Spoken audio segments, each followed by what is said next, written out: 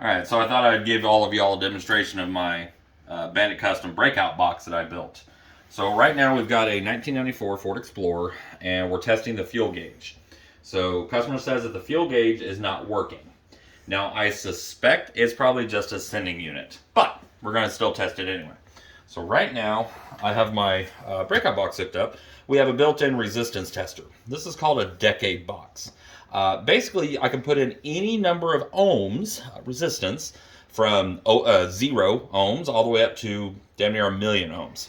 So we're testing the fuel gauge on this Explorer, and the way it's supposed to work is an empty tank is going to run about 22 ohms. So when the sender sends 22 ohms, the tank will read empty on the gauge. When it's full, it's going to be about 145, 150 ohms. So that's what we're going to test right now. So if you come over here, I'm going to set my decade box to 145 ohms. And I built it to where I have an output right here. So what I have is the black wire is hooked up to body ground.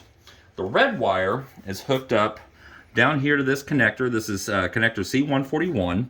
And I have it hooked up to circuit 29, which is the yellow with white wire. On the body harness side, this goes directly to the gauge cluster. So we're going to go over here and open up the truck. And here's our fuel gauge. So if I'm right, this should, when I turn the key on, should show a full tank.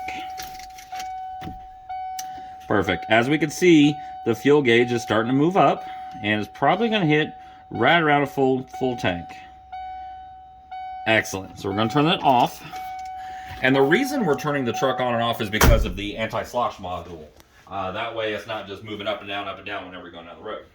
So if we come back over here to my breakout box, we're going to change this down. We're going to move it down to about, we'll say 65 ohms.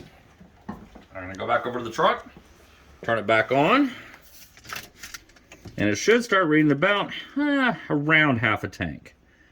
And there it is. All right. Now we're going to turn it back off. Come back over to my breakout box. We're going to move this down to 25 ohms. Like I said, about 22 is empty. I'll go back over here. Turn the truck on. And there we go. We're moving pretty darn close to empty. So this is a good way of testing anything that's based off resistance values. For example, fuel gauge, temperature gauge, that sort of thing. This is a good way of testing to make sure that the circuitry, at least going to the gauge, is working properly and that the gauge is working properly. So the next step is for us to start testing the resistance coming out of the fuel sending unit to determine, do we have a bad ground, do we have a bad sending unit, do we have an open in the circuit somewhere. But again, I just wanted to show you all kind of one of the uses of my Bandit Customs breakout box. Thanks.